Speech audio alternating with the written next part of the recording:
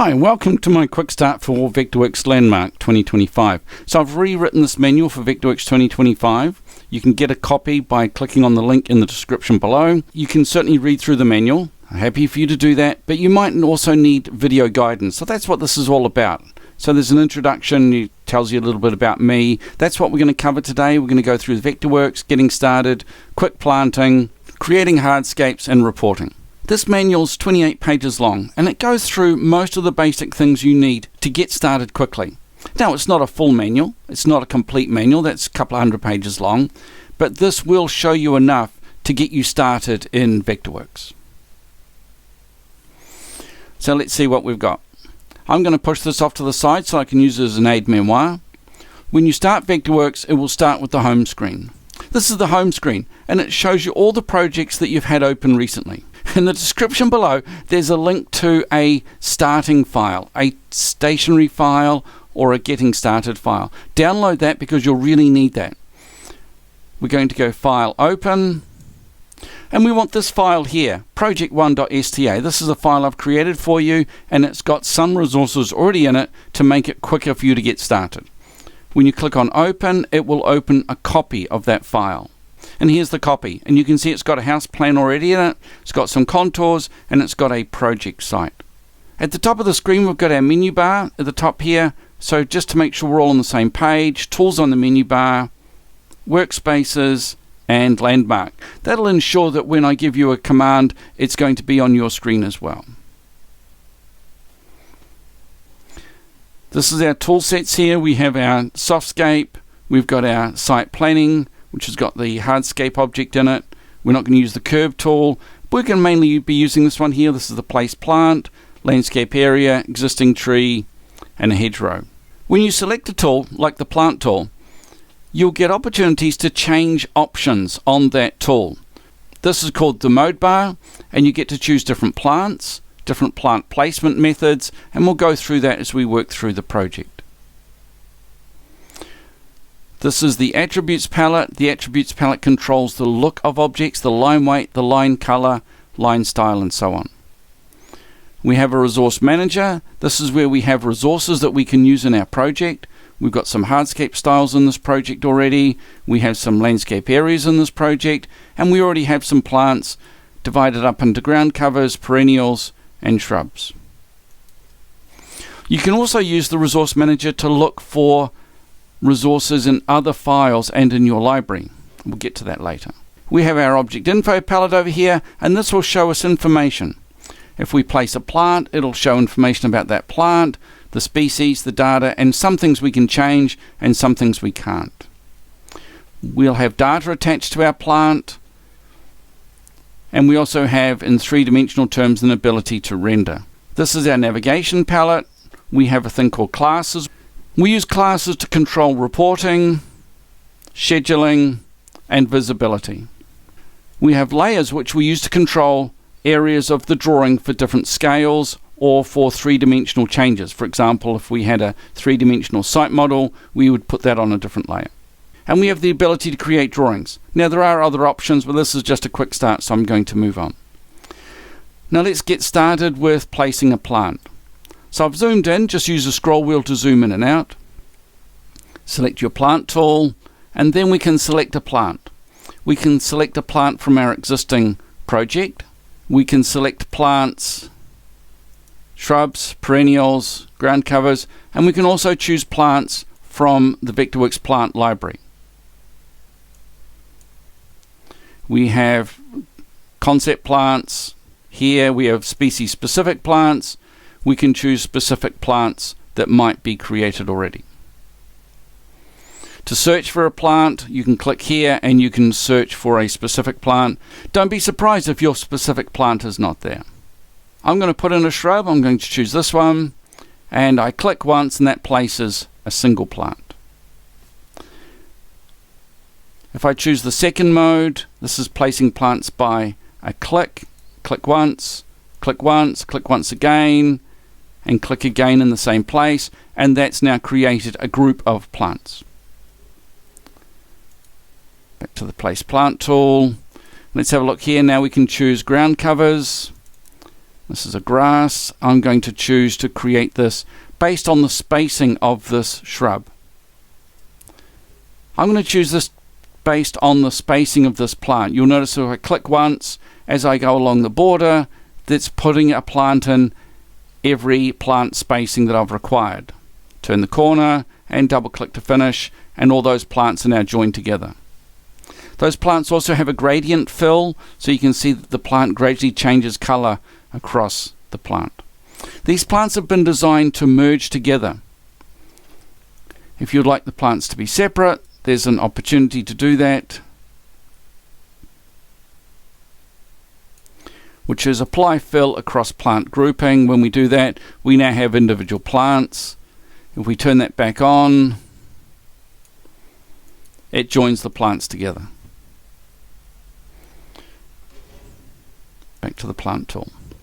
The next mode is the rectangular array. I click to start, click, click, and double click to finish, and it puts my plants together in a rectangular array. If we choose a triangular array, the plants will be put together in a triangular array. You can see that grouping them together slightly differently, and that's the triangular array. But you'll also notice that the plants are not following my boundary. In order to follow the boundary, I really have to rotate my view. That's this button here. And if I click along the boundary, it will rotate my plane temporarily to match that boundary length. Now when I place my plants in a rectangular or triangular array, they will be perpendicular to that boundary. So that's enough for us to get started. Now we can start to design our garden. Now it might be that you want to start designing your garden from the hardscape. I'm going to use my rotate plan again. I'm going to use the edge of my building because the edge of the building isn't quite perpendicular to my screen. So now there we are, we've now got that working. I'm going to use the hardscape, which is on my site planning toolset. This is my hardscape, and you have library objects that you can get. So this is a concrete paving hardscape. If I select that, I can now place concrete paving. Like the other tools, once we've chosen the tool, we can go to the mode bar, we can choose our hardscape, we can then choose the mode. This is a boundary, so in other words we draw a polygon and it'll fill it in for us. If you want to draw a path, use this one and it'll create a pathway through your garden design. This is the configuration left, but let's just focus on the first one here, and I'm going to use square corners or corner vertices. If I choose this one, the Bezier, I'll get curvy edges or curvy corners, and this one will use arc or cubic spline. Now there are other options along here. You can see this is the cubic spline, this is tangent mode, so lots of options here. Let's just hide those so we don't get too confused. So we're just going to use square corners. So I'm going to start here, click, come along here, click, come up my building, click, come across till I line up. Now I did start at this point here, so I can touch that point and I will get an alignment point, and then I can double click and it'll finish that off for me. Now you'll notice that it didn't put the border all the way around. If I go to my object info palette, I can close that hardscape,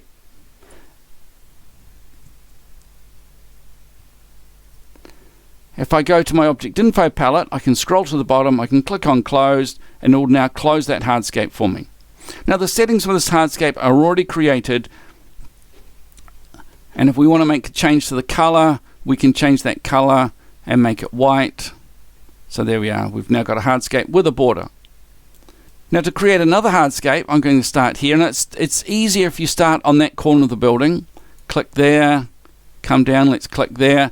Because if I start on this corner of the building, I can touch that point, and then I can align with that, click, and then back to where I started, click, and it creates my hardscape. And this time it's closed because I went back to my starting point. Now that we've got that underway, we can start to put our trees in. Before I start putting in my trees, I need to check to and see, do I want to put in a single plant or multiple plants based on my poly vertex. So in other words, every time I click, it'll place another plant for me. This is an informal arrangement, so I'm going to put an odd number of plants in. I'm now going to change my plant, so I'm going to go back to my ground cover here. Let's have some ground cover planting. change my mode. So I'd like to have a group of ground covers just in this area here. I'm going to make a random pattern through here, and it's going to put these in amongst my trees as well. Click there, and back to where I started, which was there, and you may have to double click. So there are my plants. If I select this group of plants, right click and choose send to front, I'll now have my trees above my ground covers. The great thing about Vectorworks is that when I put my plants in, Vectorworks will allow me to create a report showing all of those plants and all of my hardscapes. If I just click away from everything and then I click on Fit to Objects, you can see I've got a report up here. I'm just going to change my view back to a top view, top plan view, and let's have a look at our report. So I've got here some reporting going on here. I've got some plants in place, but this is not up to date. Right click, recalculate selected worksheet, and now it's reporting exactly the objects that I've got on my screen. This hardscape doesn't have a name, so we can give it a name, instance name. We'll call this the front paving.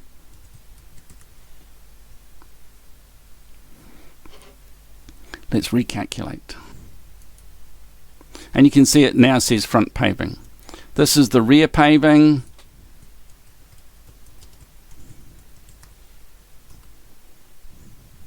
And if I recalculate that, I've now got my rear paving. The report is fantastic because it gives you the areas, it gives you the numbers. Here I've got the quantity of my plants. I know how many to go and buy. You could assign a price to these and do a quick budget calculation. Now the other plant tool which is really cool is this one here, which is the landscape area, and I'm going to choose a border planting. Now the border planting I've set up already so that it knows which plants should be in my border planting. So I can create an area like this. I can draw it randomly if I want. Come back to where I started, click once. Now at the moment this landscape area is showing the plant bed area, and I'm going to choose none, and now I've just got my wiggly line showing where my planting is going. And this is a great way of showing a whole area that you want planted, particularly if you don't want to choose the plants at the moment. If you want to choose the plants, you can create a mix of plants, and you can then get Vectorworks to count all of those plants. It's great for large areas. The next part of using Vectorworks is to create drawings. I'm going to rotate my view again, using that edge of the boundary. I've now got my area that I want to show the client. I'm going to draw a rectangle over it, so I'm going to use the rectangle tool.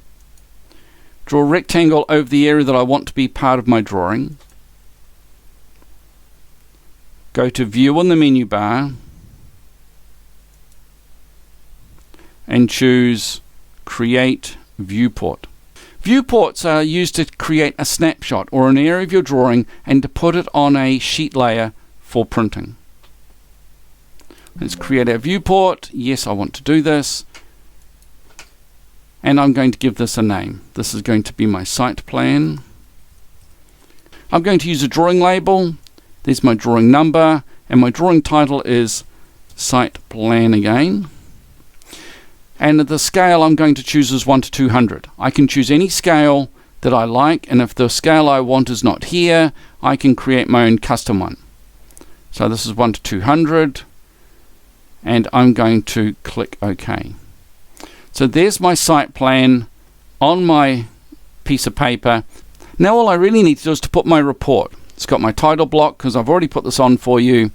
But if I go to my resource manager and I choose all resources, I can find my plant and hardscape report. If I drag that onto my drawing and let go of the mouse, it'll paste that on for me. Now it's currently got that brown color, so I'm just going to make it white. So now you can see I've got my plan and I've got my report. Right click, recalculate the selected worksheet, and you'll notice that I now have a lot more plants in this area here. because they are part of this landscape area that I put in. My name's Jonathan. I hope you really enjoyed watching that. I know it's a long movie. It goes with the manual, so don't forget to download the manual. You can print the manual. It's not protected, so you can print that off and have that next to you, and you can work through this step by step.